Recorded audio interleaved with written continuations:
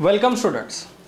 तुम्ही जर सध्या न्यूज फॉलो करत असाल काही दिवसांपासून, तुम्हाला एक गोष्ट माहीत असेल की संसदेमध्ये सध्या भरपूर वाद चालू आहे. ओके, राहुल गांधींचं भाषण होतं. त्यांचे ॲलिगेशन्स आहे की त्यांना जे आहेत, जे शब्द बोलायचे होते की जे काही त्यांना बोलायचं होतं ते त्यांना बोलू दिलं नाही. आणि हे जी सगळी जी कॉन्ट्रोवर्सी जी सगळी झालेली आहे ती झालेली आहे राष्ट्रपतींच्या आभार प्रस्तावावर. ओके, आता इथे आपल्याला काय गोष्टी समजून घ्यायच्या आहे की राष्ट्रपतीचा जो आभार प्रस्ताव असतो तो काय असतो, तो कसा कधी ठेवला जातो, त्यावर कशा प्रकारची चर्चा होते, वोटिंग होते का नाही होते, त्याचा काय इम्पॉर्टन्स असते, त्याच्यामध्ये कोणकोणती आव्हाने आहेत, या सगळ्या गोष्टी आपल्याला पाहायच्या आहेत. आपल्याला पॉलिटिक्समध्ये चर्चा करायची नाही आहे. ओके, की कोणकोणत्या पक्षाचे नेते बोलले आहेत किंवा त्यांना का बोलू दिलं नाही, त्यामध्ये काय पॉलिटिक्स होतं, पॉलिटिक्स आपल्याला नको आहे. परंतु एखादी गोष्ट करंट अफेअर्समध्ये आलेली आहे, मग आपल्या सिलेबसशी ते जोडल्या जाते, मग सिलेबसशी जोडल्या जाते तर आपल्यासाठी महत्त्वाची आहे.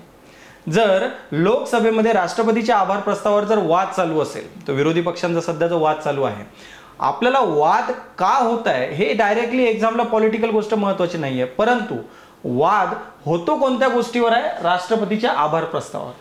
आणि राष्ट्रपतीचा आभार प्रस्ताव हे ऑलरेडी आपल्या संसद चॅप्टरमध्ये आहे. तुम्ही जर पॉलिटिक्सचा सिलेबस पाहिला तर त्यामध्ये संसद चॅप्टरमध्ये दिसतो. म्हणून आपल्याला ते समजून घ्यायचं आहे. प्रिलिमच्या दृष्टीने सुद्धा, मेनच्या दृष्टीने सुद्धा हे जास्त महत्त्वाचं होऊन जाते.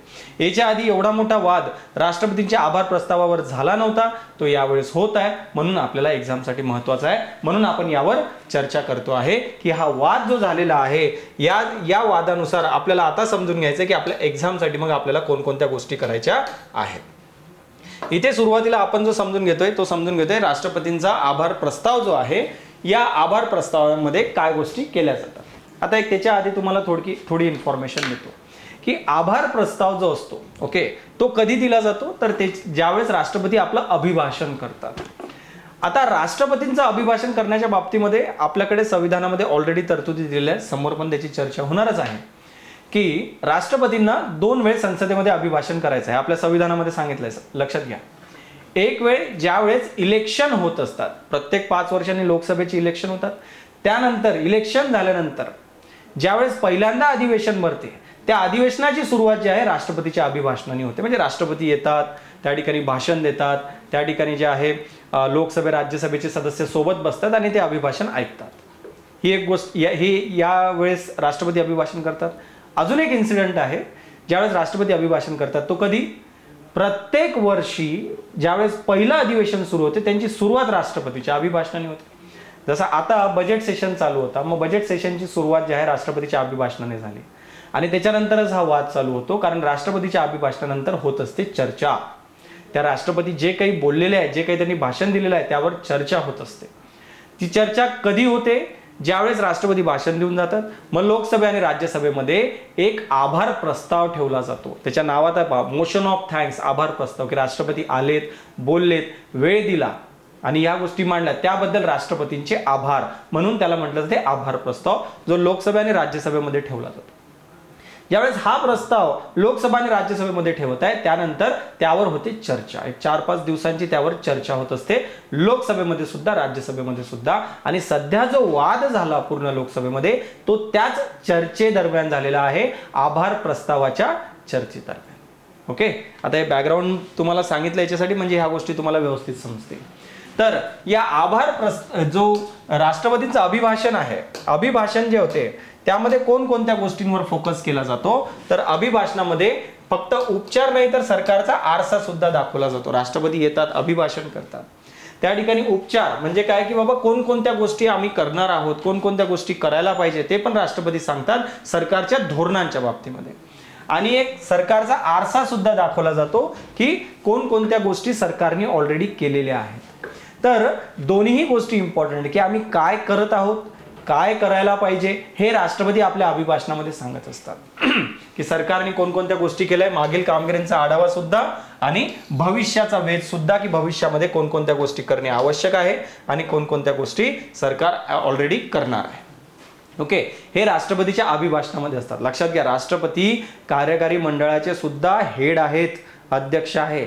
त्यामुळे ती जी सरकार आहे, जी केंद्रातली सरकार आहे, ती राष्ट्रपतींची सरकार आहे.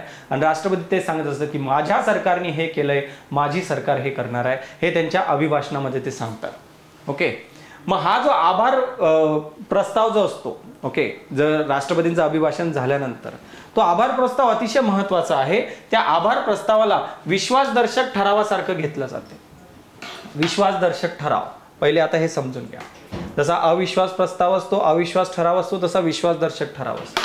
सरकारला ज्यावेळेस मेजॉरिटी प्रूव्ह करायची असते की माझ्याकडे मेजॉरिटी आहे, ज्यावेळेस एखाद्या पंतप्रधानाला सांगायचं असते, त्यावेळेस विश्वासदर्शक प्रस्ताव लोकसभेमध्ये ठेवला जातो, जो पास होणे आवश्यक असते. पास झाला तर सरकार टिकेल, फेल झालं तर सरकार पडेल. जो आभार प्रस्ताव असतो राष्ट्रपतीचा, मी सांगितलंय तो लोकसभा आणि राज्यसभा दोन्हीकडे ठेवला जातो. लोकसभेत पास होणे त्याला इम्पॉर्टंट असते, कारण लोकसभेमध्ये सरकारची मेजॉरिटी आहे आणि ती सरकारचीच बाजू त्या ठिकाणी राष्ट्रपती मांडत आहे. तो जर आभार प्रस्ताव लोकसभेमध्ये फेल गेला, जसा विश्वास प्रस्ताव लोकसभेमध्ये फेल गेल्यानंतर सरकारला राजीनामा द्यावा लागतो, आभार प्रस्ताव सुद्धा फेल गेला तर सरकारला राजीनामा द्यावा लागू शकतो. ओके, म्हणून त्याला एक प्रकारे विश्वासदर्शक प्रस्तावासारखं म्हटलं जाते आणि या ठिकाणी सत्तेची कसोटी लागलेली असते. लोकसभेमध्ये ते पास व्हावंच लागते. राज्यसभेमध्ये जर तो प्रस्ताव जर फेटाळला गेला, आभार प्रस्ताव, किंवा त्याच्यामध्ये अपोजिशननी ठराव पास करून जर आभार प्रस्तावामध्ये बदल जरी केले, काही फरक पडत नाही, कारण राज्यसभेमध्ये सरकारची मेजॉरिटी नसली तरी फरक पडत नाही. लोकसभेमध्ये मेजॉरिटी पाहिजे, त्यामुळे लोकसभेमध्ये आभार प्रस्ताव पासच व्हावा लागतो, नाहीतर सरकारला राजीनामा द्यावा लागतो. म्हणून आभार प्रस्ताव महत्वाचा आहे, त्याला पास होणं महत्वाचं आहे. आपल्याकडे आभार प्रस्तावाच्या बाबतीमध्ये 2 कलम आहे, ते कलम लक्षात ठेवायचे. एक या ठिकाणी एक कलम 86 आहे, एक कलम 87 आहे. कलम 86 काय म्हणत आहे? संसदेला संबोधित करण्याचा राष्ट्रपतींचा अधिकार. राष्ट्रपती संसदेला संबोधित करू शकतात आणि जे अभिभाषण राष्ट्रपती देत आहेत दरवर्षी पहिल्या अधिवेशनाच्या वेळेस, म्हणजे बजेट सेशनच्या वेळेस, ते कलम 86 नुसार आहे. कलम 87 काय म्हणते? बंधनकारक संबोधन लोकसभेच्या प्रत्येक सार्वजनिक निवडणुकीनंतर आणि निवडणुकीनंतरच्या पहिल्या अधिवेशनात आणि दरवर्षीच्या पहिल्या अधिवेशनात राष्ट्रपतींचं संबोधन हे अनिवार्य आहे. राष्ट्रपतींना यावंच लागते, त्या ठिकाणी अभिभाषण करावंच लागते. त्याच्यानंतरच हा आभार प्रस्ताव येतो आणि यावर 3 ते 4 दिवस वोटिंग होत असते. आता या ठिकाणी एक कन्सेप्ट किंवा जी क्रिटिसिझम केली जाते, जे टीका केली जाते त्या आभार प्रस्तावाची, की आवाज राष्ट्रपतींचा असतो मात्र शब्द सरकारचे असतात. आणि तसं पाहिलं तरी खरी गोष्ट आहे. राष्ट्रपती जे अभिभाषण देत असतात ते अभिभाषण राष्ट्रपती जरी देत असतील तरी ते अभिभाषण राष्ट्रपतींना लिहून दिलेलं असते सरकारने, कॅबिनेटनी ते बनवलेलं असते, राष्ट्रपतीला सबमिट केलं जाते, राष्ट्रपती येतात संसदेमध्ये ते वाचून दाखवतात. म्हणून असं म्हटलं जाते की आवाज जरी राष्ट्रपतींचा असेल तरी शब्द सरकारचे असतात. म्हणून जर राष्ट्रपतीचा जर आभार प्रस्तावावर वोटिंग झाली आणि लोकसभेमध्ये जर वोटिंग जर फेल गेली तर सरकारचीच मेजॉरिटी नाही असं म्हटलं जाते, कारण ते आभार प्रस्ताव दिला कोणी होता? तो आभार प्रस्ताव दिला होता सरकारनेच. या ठिकाणी एक पूर्ण प्रोसिजर दिलेली आहे राष्ट्रपतीच्या अभिभाषणाची आणि आभार प्रस्तावाची. सुरुवातीला काय आहे? राष्ट्रपतींचं अभिभाषण होते, त्यानंतर प्रस्ताव मांडला जातो, आभार प्रस्ताव. सत्ताधारी पक्षाचा एखादा मंत्री तो आभार प्रस्ताव मांडतो. चला, आभार प्रस्ताव मांडला की त्याच्यानंतर होत असते चर्चा. हे जे अपोजिशनचं क्रिटिसिझम आहे, मी आधी सांगितलं, राहुल गांधींनी जे क्रिटिसिझम केलं, जे काही वाद झाला राहुल गांधींच्या भाषणाबद्दल, तो सगळा वाद या स्टेज दरम्यान झालेला आहे. चर्चेच्या दरम्यान तो 3 ते 4 दिवस जी चर्चा चालू असते त्यामध्ये सुधारणा करण्यासाठी बदल सुद्धा सुचवले जाऊ शकतात. अपोजिशन नॉर्मली सांगते की नाही, ही गोष्ट बदला आभार प्रस्तावाची, ही गोष्ट बदला आभार प्रस्तावाची. आता लोकसभेमध्ये सरकारची मेजॉरिटी असल्याने लोकसभेमध्ये तर आभार प्रस्तावामध्ये नॉर्मली बदल होतच नाही. राज्यसभेमध्ये बराच वेळ सरकारची मेजॉरिटी नसते, त्यामुळे राज्यसभेमध्ये अपोजिशन आपल्या मेजॉरिटीचा वापर करून आधार प्रस्तावामध्ये सुधारणा सुद्धा करू शकतात, बदल सुद्धा करू शकतात. त्यानंतर पंतप्रधानांचं एक उत्तर आहे, ते पंतप्रधान येतात, लोकसभेमध्ये सुद्धा येतात, राज्यसभेमध्ये सुद्धा येतात. पंतप्रधान त्या ठिकाणी जे आहे आपलं उत्तर देतात, त्या ठिकाणी समारोप होतो आणि शेवटी होते वोटिंग, मतदान होते आभार प्रस्तावावर. लक्षात घ्या, एक्झाम मध्ये जे विचारले जाते, आभार प्रस्तावावर मतदान होते का? आभार प्रस्तावावर मतदान होत असते. मोशन ऑफ थँक्सवर मतदान होते, ते मतदान होते म्हणूनच तर सरकारची मेजॉरिटी प्रूव्ह होते. मतदान होते लोकसभेमध्ये आणि राज्यसभेमध्ये. लोकसभेमध्ये मतदानामध्ये सरकारला पास व्हावं लागते, राज्यसभेमध्ये मतदानामध्ये जर सरकार मागे जरी पडलं तरी फरक पडत नाही. नॉर्मली जे आहे आपल्याला 12 तासाची चर्चा आपल्याला दिसून येते, 3 ते 4 दिवसाची. 3 ते 4 दिवस हा कालावधी असतो ज्यावेळेस ही चर्चा चालू असते. नॉर्मली 12 तास ही चर्चा चालू असते. यामध्ये आपल्याला जे सदस्य दिसतात, जवळजवळ 80 सदस्य लोकसभेची या प्रस्तावावर चर्चा करतात आणि राज्यसभेचे जे आहे 40 सदस्य जे आहेत या सगळ्या प्रस्तावावर चर्चा केली जाते. आता कोण किती वेळ चर्चा करणार, कशी चर्चा करणार, ते सगळं काम कोणाचं असते डिसाईड करण्याचं? सभापतींचं काम असते, जेणेकरून एक शिस्त पाळली जाईल. ओके, त्याच्यासाठी सभापती जो आहे वेळ अलोकेट करून देतात, कोणता सदस्य किती वेळ बोलणार आहे आभार प्रस्तावावर. ओके, मग या ठिकाणी केवळ कौतुक सरकारचं केलेलं नसते, तर एक चिकित्सेचा अधिकार सुद्धा असतो. सरकारच्या धोरणांचं समर्थन करायचं असेल, सरकारच्या धोरणाचं समर्थन सुद्धा केलं जाऊ शकते चर्चेच्या दरम्यान, किंवा सुधारणा प्रस्ताव सुद्धा टाकला जाऊ शकतो चर्चेच्या दरम्यान. चर्चेच्या वेळेस सरकारचं सांगू शकते सरकारने हे केलंय, सरकारने ते केलंय, सरकार आपलं समर्थन करते.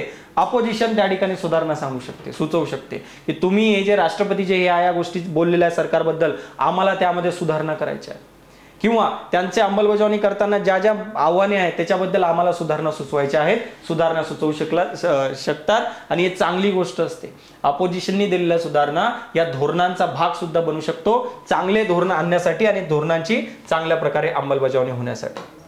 2026चा एक घटनाक्रम या ठिकाणी दिलेला आहे. पहा, आपले जे राष्ट्रपती आहेत द्रौपदी मुर्मू यांचं संसदेला संबोधन कधी झालेलं आहे? 28 जानेवारी 2026ला ते येतात, आपलं अभिभाषण करतात.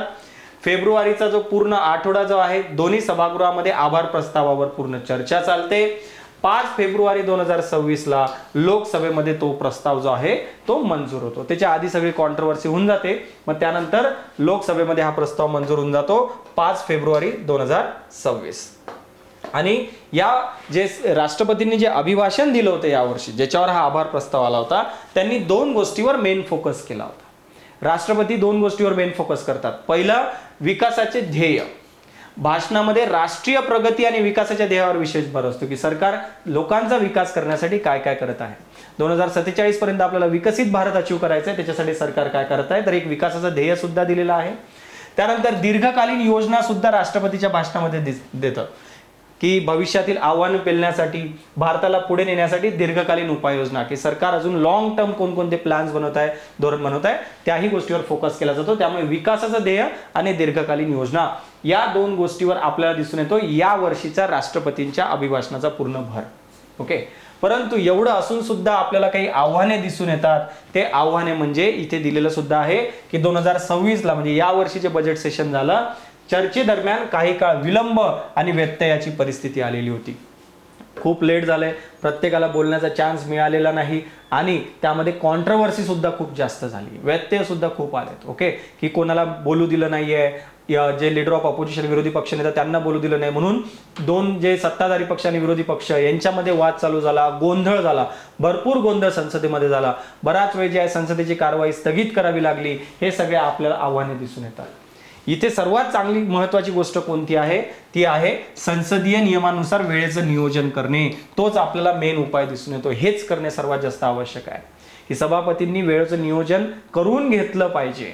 त्यासाठी आवश्यक असेल तर त्यांच्याकडे जे अधिकार आहे त्या अधिकारांचा वापर केला पाहिजे, ते आपल्याला करणे आवश्यक आहे, जेणेकरून सभागृहामध्ये शिस्त चालेल आणि जसा यावेळेस गोंधळ झाला तसा यावेळेस गोंधळ होणार नाही. आणि आभार प्रस्तावाची चर्चेची महत्त्व आपल्याला नेहमी दिसून येते. ते महत्त्व काय आहे? एक तर या ठिकाणी सरकारचं उत्तरदायित्व सुनिश्चित होते. आभार प्रस्तावाच्या चर्चेच्या दरम्यान अपोजिशन सरकारला प्रश्न विचारते, सरकारला उत्तर द्यावेच लागतात. त्यामुळे सरकारचं एक उत्तरदायित्व या ठिकाणी सुनिश्चित होते. वेगवेगळे प्रश्न अपोजिशनकडून उचलले जातात, त्यावर सरकारला उत्तर द्यावं लागते. त्यामुळे उत्तरदायित्व सुनिश्चित होते सरकारचं. त्यानंतर एकात्मता. या प्रस्तावामुळे संसदेमध्ये एकात्मता निर्माण होते, विविध मते ऐकली जातात. त्या ठिकाणी लोकसभा राज्यसभेचे सदस्य सोबत येऊन बसतात ज्यावेळेस अभिभाषण असते. त्यानंतर त्याच्यावर चर्चा होते, वेगवेगळ्या लोकांना आपलं मत मांडण्याचा अधिकार येतो. ते मत सरकार जे आहे ते नमूद करून घेते, जेणेकरून भविष्यातील धोरणं ज्यावेळेस ऐकले जातील, धोरणे मांडले जातील, त्यावेळेस त्याचा फायदा होईल. त्यामुळे एक एकात्मता आपल्याला दिसून येते. धोरणात्मक निर्णय जे आहेत ते सुद्धा घेतले जाऊ शकतात. बराच वेळ या चर्चेमधून अनेक महत्त्वपूर्ण निर्णय आणि दिशा मिळते. महत्त्वाचे निर्णय सरकार घेते जे अपोजिशननी मुद्दे मांडलेले आहेत त्यावरून. भविष्यातली धोरणांमध्ये या चर्चेतले जे मुद्दे उचललेले आहेत त्या मुद्द्यांचा वापर होतो. त्यामुळे धोरणात्मक निर्णयासाठी सुद्धा ही आभार प्रस्तावाची चर्चा जी आहे ती महत्त्वाची आहे. आणि यामध्ये शेवटी काय होते? लोकशाहीचं बळकटीकरण तर होतच आहे ना. ओके, कारण या ठिकाणी सरकार आहे, अपोजिशन आहे, चर्चा करत आहे आणि सरकारने जे कोणते निर्णय घेतलेले आहे जे राष्ट्रपतीच्या अभिभाषणामध्ये मिळतात, ते राष्ट्रपतीच्या अभिभाषणामध्ये येतात, त्याला संसदीय पाठबळ सुद्धा मिळत आहे. कारण संसदेमध्ये, लोकसभा आणि राज्यसभेमध्ये तो आभार प्रस्ताव पास झाला.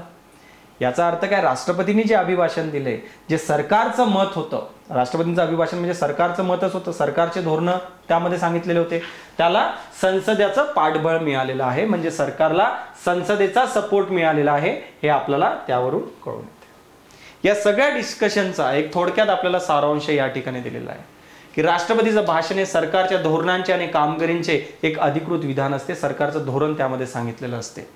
कलम 87 नुसार वर्षाच्या सुरुवातीला संसदेमध्ये येऊन त्या ठिकाणी अभिभाषण करणे हे राष्ट्रपतीला बंधनकारक आहे.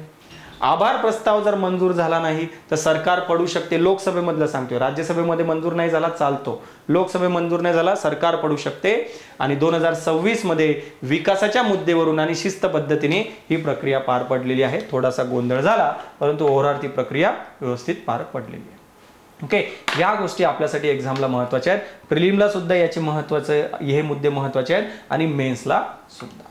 ओके, अशा प्रकारे आपल्या करंट अफेअर्समध्ये ज्या गोष्टी चालू असतात त्याला आपल्याला सिलेबसला कनेक्ट करावं लागते आणि त्यानंतरच आपला व्यवस्थित अभ्यास होतो. एक्झाममध्ये आपण चांगले आन्सर लिहू शकतो. ओके, चला, हे आपण व्यवस्थित समजून घेतलेलं आहे. आभार प्रस्ताव.